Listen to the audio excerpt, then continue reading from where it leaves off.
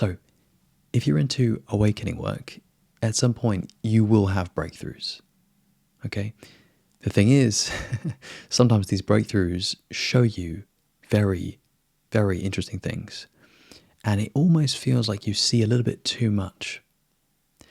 Now, one of the things that can happen when you have a breakthrough into, for example, non-duality or absolute truth is you realize, when I awaken, there's no one there to catch me. When you have this experience, first of all, you'll know what I mean. It feels a little bit like you jump out of an airplane and you're free falling, but you realize there is no ground. You're never going to touch the ground. You're just going to be infinitely free falling. The thing is, this is a solo skydive and there's absolutely no one around. It's just you forever. And as soon as this happens, it's so trippy and so freaky and so profound that your ego will actually snap back and it will say, oh, no, I'm not sure about that. That was a little bit too deep. Almost got lost there. Almost lost myself. Almost lost all sense of other. Almost became absolute. And that's the thing. So again, I'll just preface this. This is really deep work. And what you got to do is you got to see, do I like this? Do I like truth? Because what you're doing is you are experiencing truth. Now, if you taste it and you realize, damn, man, that's pretty deep. Not really for me. I prefer the shallower stuff. That's okay. You do that.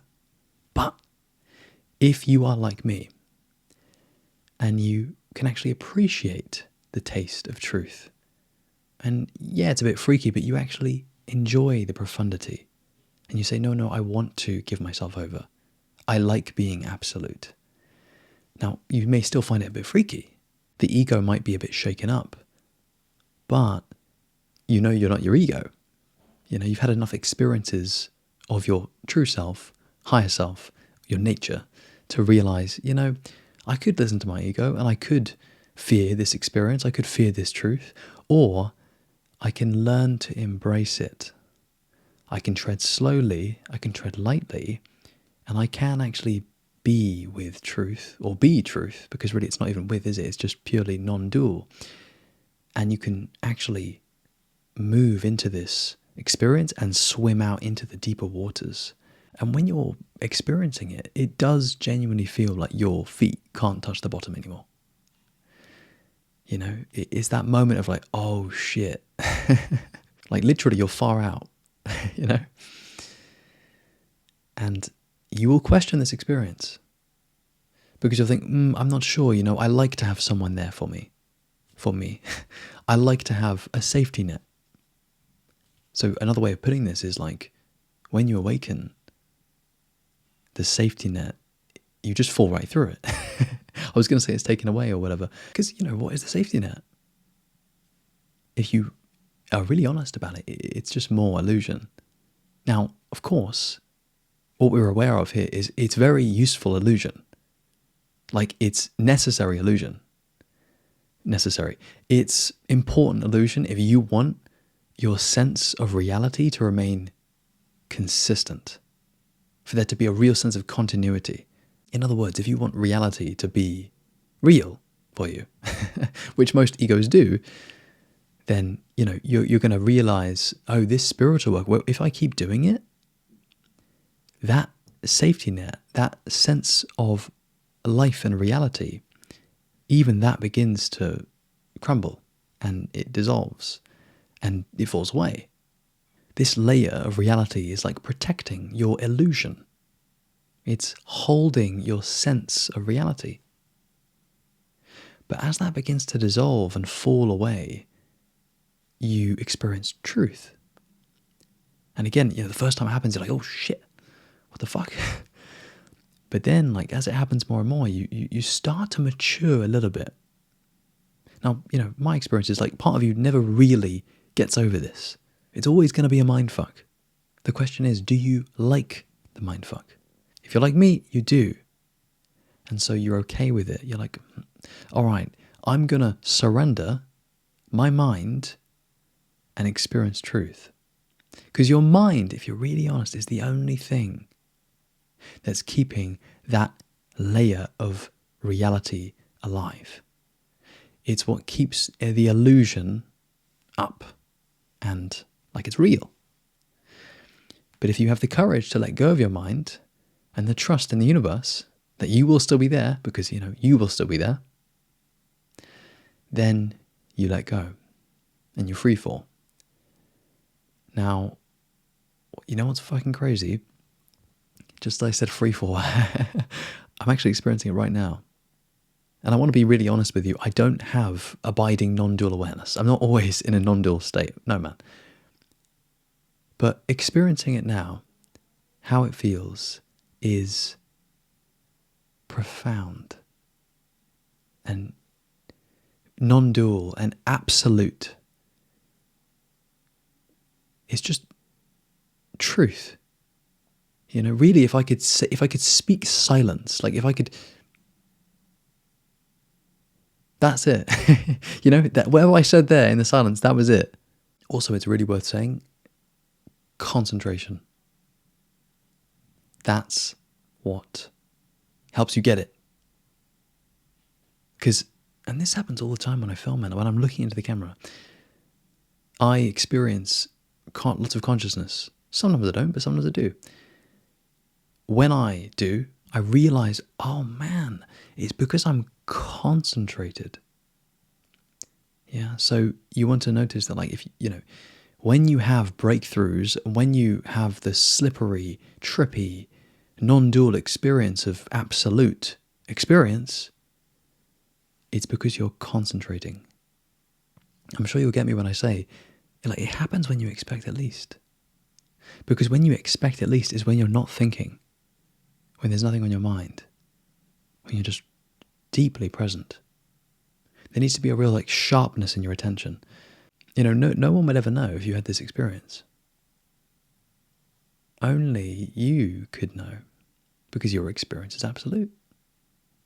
What I find is the deepest it gets with these glimpses is when I'm on my own and I've just got a second or two of real But right now, as I've been experiencing it here, it's not been super intense. It's been absolute, but it's not been oh wait, there it is. Jesus, man. You see, part of me thinks if I was watching this, I'm like, what are you talking about? Are you faking it? But I know what I'm experiencing right now.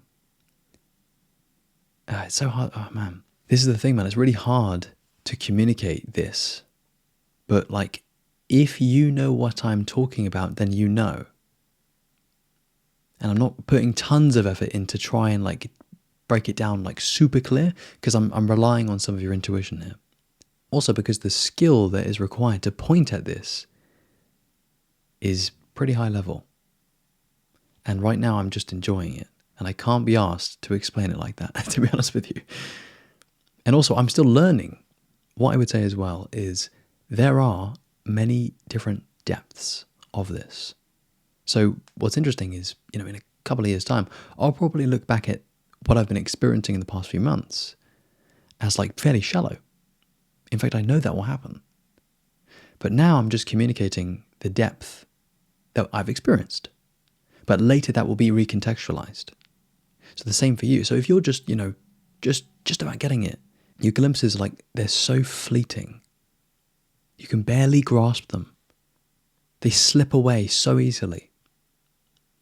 But then as you do more consciousness work and more contemplation, and the more you improve your concentration, the more you start to be with these experiences, and you're wow. And then they deepen for you. And then you might have them at random times, with family, where that's very trippy, or in public, and you're sort of playing games with, having relative perception, absolute perception, relative perception, absolute perception. If you want, you can just tune back in and have an absolute experience. Right now, you can do this. I don't know what to say, but just become conscious, and you might see just a little bit of truth. You might feel truth more. Now, if you're not in a super conscious state, don't worry. Just use your intuition. But if you can find some time and you want to go into this and you want to have these more profound experiences, open your mind and start to see whether you want this or not. If you used to drink and you could get, crazy wasted, but you knew that you had like someone there to sort of like hold you, if you know what I mean. Like you could be fucking blackout drunk or there or thereabouts. And you really, you don't really care at that point, do you? But you know that like you're with someone's there. But with awakening, that slips away and you need to feel whether you want truth. Because a large part of you won't want truth and it will freak you the fuck out. Expose yourself to small glimpses of truth and see, do I want this? This might not be relatable, it might to you though. But if you're like me, you don't mind truth. Obviously, you have a part of you that does not want truth, of course. But you're wiser than that part of you. You know you want this. It's like you've gone too far now. You want to be cool with truth, the best you can. Or at the very least, you want to explore it because you have spiritual courage and you have spiritual intuition. You know it's safe because it doesn't feel safe, but when you see it with real consciousness, you feel it's safe because it's just, I was going to say it's just truth, because truth is not safe for the ego. But if you are conscious and you're engaging with this all very, very consciously, then you will feel the safety of it. You will feel the groundless ground, and how that weirdly enough, that's like the most solid ground there is. Which is weird to say, but when you are conscious, that's kind of how it feels. You feel like this is what is. And like another thing on that is when you become more conscious, you'll just use less and less language. Like you'll just say it is what it is, or it is reality, or my experience is absolute. It's like you're getting closer to the truth itself, which is nothing, via cutting back on language until you literally just get to silence. Okay, this has been an advanced one. I want you to know this work is very deep and very advanced.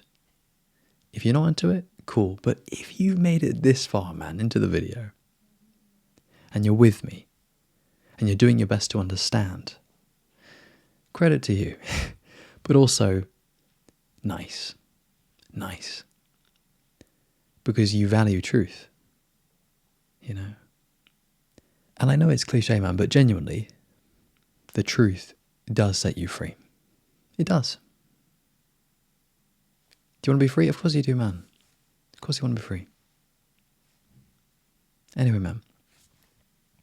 My friend, lots of love. Take care.